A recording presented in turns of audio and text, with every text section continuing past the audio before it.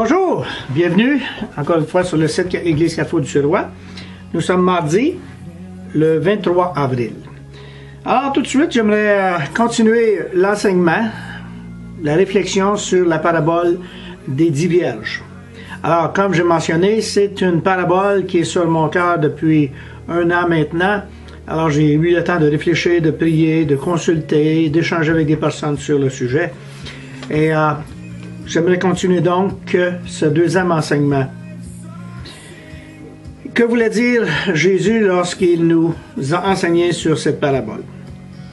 Homère, dans la Grèce antique, le poète Homère l'a qualifié l'huile, parce qu'on parle de cette huile que les 5 sages ont.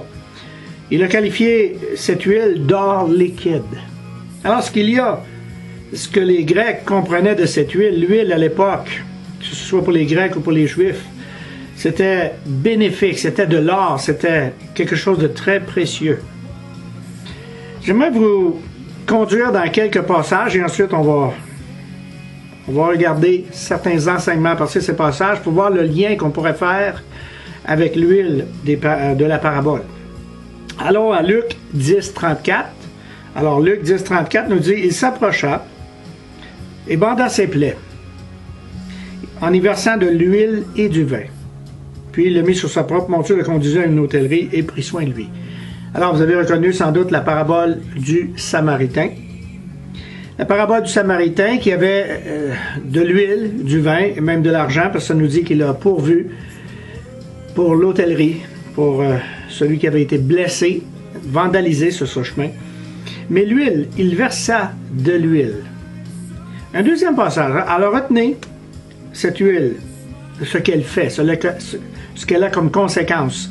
Et surtout celui qui avait cette huile. La motivation de celui qui avait cette huile. Si vous relisez la parabole, vous allez voir qu'il y avait on parle de 3 catégories de personnes. Scribes, pharisiens et un Samaritain. Deuxième passage, le psaume 133. Et le psaume au complet, dans le fond, n'est pas tellement long, vous le connaissez. Il dit « Voici, oh, qu'il est agréable, qu'il est doux pour des frères de demeurer ensemble. » C'est comme l'huile précieuse qui est répandue sur la tête, descend sur la barbe d'Aaron, qui descend sur le bord de ses vêtements. C'est comme la rosée de l'Hermon, qui descend sur les montagnes de Sion. Car c'est là que l'Éternel envoie la bénédiction, la vie pour l'éternité. La vie pour l'éternité. Alors c'est un psaume très intéressant et ce psaume nous raconte, nous donne quelque chose de précis sur l'huile. J'aimerais relever 7 points dans ce psaume 133. Premièrement, c'est agréable. Le psaume nous dit qu'il est agréable. Le mot agréable, c'est de grande valeur, excellent, riche, c'est bienfaisant. Deuxièmement, qu'il est doux, c'est un délice, c'est plaisant, c'est agréable, c'est adorable. Et on parle de ce mot doux implique un aspect physique de beauté. C'est même un chant, un doux son musical. Voici qu'il est de grande valeur, qu'il est plaisant, qu'il est un chant doux. Troisièmement, de demeurer ensemble. C'est-à-dire d'habiter, de peupler et même de marier. Donc, demeurer ensemble dans un sens très, très profond de relation. Quatrièmement, alors tout ça, c'est comme, ça nous dit, c'est comme l'huile précieuse. C'est-à-dire de qualité supérieure. Elle est précieuse dans le fait que sa qualité excède toutes les huiles qui existent. Cinquièmement, donc la conséquence, c'est la bénédiction. C'est là que l'Éternel envoie la bénédiction. Donc, c'est dans ces paramètres, si on peut l'expliquer ici, les paramètres de valeur, de riche, de plaisant, de chant, d'habiter, de peupler, de marier. C'est dans cette atmosphère que cette huile cause quelque chose d'extraordinaire, c'est-à-dire la bénédiction. En d'autres mots, si le mot implique une conception de faveur, de paix, de prospérité, de santé et de joie. Sixièmement, cela découle sur quelque chose d'assez extraordinaire que nous héritons en Christ, c'est-à-dire la vie. c'est là que l'Éternel envoie la bénédiction, pas juste la bénédiction, mais la vie, c'est-à-dire la vigueur, le renouveau, la guérison, le rafraîchissement, même impliquant la résurrection. Et septièmement, la dernière chose, tout cela pour l'éternité. La bénédiction, la vie pour l'éternité. Une existence continuelle, perpétuelle, éternelle, un futur indéfini, sans fin, l'éternité. C'est vraiment une valeur que Dieu nous a donnée en Jésus-Christ. L'huile. Réfléchissons sur l'huile. Qu'est-ce que de l'huile? Comment est produite cette huile? Alors, laissez-moi vous l'expliquer. L'huile, c'est le produit d'une pression. C'est le produit d'une compression et même d'une violence. D'une diminution, c'est-à-dire qu'on part, par exemple, d'une olive, mais la proportion de la grosseur de l'olive versus l'huile qui va en ressortir, il y a une diminution. C'est broyé. Il y a une contrainte. Il y a une extraction. Il y a même une crise qui va être utilisée pour le bien-être de quelqu'un d'autre. Alors, deux façons qu'on faisait l'huile à l'époque. Premièrement, broyer par une meule ou fouler, c'est-à-dire piétiner. Alors, pensons un peu que Jésus nous donne une parabole qui nous dit que ces vierges avaient de l'huile. Et l'huile, par la suite, il va dire d'aller en acheter. Mais ils ne peuvent plus en acheter. Mais l'huile, sa confection même, sa nature même, alors c'est tout ce que je viens de dire. Réfléchissons sur un autre passage maintenant. Luc 11, 33-36. Personne n'allume une lampe pour la mettre dans un lieu caché ou sous le boisseau, mais on la met sur le chandelier, afin que ceux qui entrent voient la lumière. Alors nous parlons de lampe qui éclaire un chemin pour les 5 vierges. Tout œil est la lampe de ton corps. Lorsque ton œil est en bon état, tout ton état est éclairé. Mais lorsque ton œil est en mauvais état, tout ton corps est dans les ténèbres. Prends donc garde que la lumière qui est en toi ne soit ténèbres. Si donc tout ton corps est éclairé, n'ayant aucune partie dans les ténèbres, il sera entièrement éclairé, comme lorsque la lampe t'éclaire de sa lumière. Un autre passage, Philippiens, chapitre 2, verset 15. Au milieu d'une génération perverse et corrompue, parmi laquelle vous brillez comme des flambeaux dans le monde.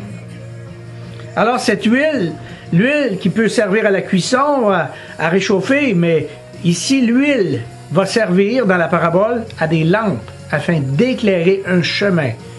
Et si vous avez lu attentivement, n'oubliez pas, il y a le cri de minuit, il y a le réveil brutal, et il y a les lampes et la réserve, et il y a une action de marcher, d'aller, jusqu'à ce qu'il y ait cette rencontre avec le Sauveur, le Seigneur Jésus.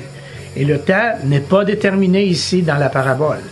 Mais on prétend qu'il y a quand même un bout de chemin à faire, puisque ce n'est pas seulement la lampe qui doit être pleine, mais la réserve aussi. Même les 5 folles voulaient de la réserve de cette huile. Mais la réponse a été, il n'y en aurait pas assez. Probablement parce qu'il y a un bout de chemin à faire. Prenons un autre passage, 1 Jean, chapitre 4, versets 10 à 12. Alors 1 Jean 4, 10, 12 dit, « Cet amour consiste, non point à ce que nous avons aimé Dieu, mais à ce qu'il nous a aimés et a envoyé son Fils, comme victime expiatoire pour nos péchés. Bien-aimés, si Dieu nous a ainsi aimés, nous devons aussi nous aimer les uns les autres. » Je répète, nous devons aussi nous aimer les uns les autres. Personne n'a jamais vu Dieu. Si nous nous aimons les uns les autres, Dieu demeure en nous et son amour est parfait en nous. Et ce fameux passage d'Actes 2, 42 à 44, il persévérait dans l'enseignement des apôtres, dans la communion fraternelle, dans la fraction du pain. Et dans les prières, la crainte s'emparait de chacun, et il se faisait beaucoup de prodiges et de miracles. Par les apôtres, tous ceux qui y croyaient étaient dans le même lieu, et ils avaient tout en commun.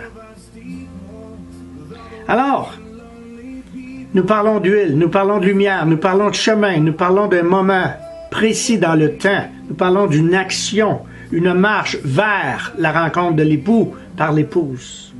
Alors, comment accumuler cette huile? D'où vient cette huile que les vierges ont? Est-ce qu'ils ont acheté cette huile? Probablement, mais le symbolisme que Jésus nous laisse comme enseignement ici, c'est qu'il y a eu un produit. Cette huile a été produite, a été emmagasinée. Maintenant, pour nous, il est bien important de comprendre comment accumuler cette huile, comment l'acheter, cette huile, ce qui nous permettra d'aller à la rencontre de l'époux. Eh bien, laissez-moi vous lire ces quelques lignes. Apprendre à grandir dans l'amour implique fréquemment des circonstances qui nous forcent à sortir de notre zone de confort afin d'être exposés à des facettes de nos propres vies, de nos caractères, qui ont besoin d'être rectifiés par le Seigneur. Alors, cette huile, elle est produite par une pression. Et cette pression, quelle est cette pression? C'est l'amour. Parce qu'aimer n'est pas si facile que cela. Aimer sans Jésus-Christ, c'est impossible. Mais même aimer avec Jésus demande encore une énergie extraordinaire, au-delà du naturel. Vous le savez, quand la Bible dit d'aimer vos ennemis, combien de nous pourraient dire « Ah, c'est très facile d'aimer nos ennemis ». Vous répondez par vous-même. Aimer est une aventure excessivement épuisante, une expédition qui nécessite une énergie au-delà de nos capacités humaines. Expérimenter l'amour, c'est aussi expérimenter la haine, la colère, la revendication, le rejet, la souffrance, pour réaliser qu'en fin de compte, que nous sommes des pécheurs, sauvés par grâce. Et sans l'aide du Dieu de miséricorde, nous sommes perdus. Voilà pourquoi Jésus a répondu à cette question suivante.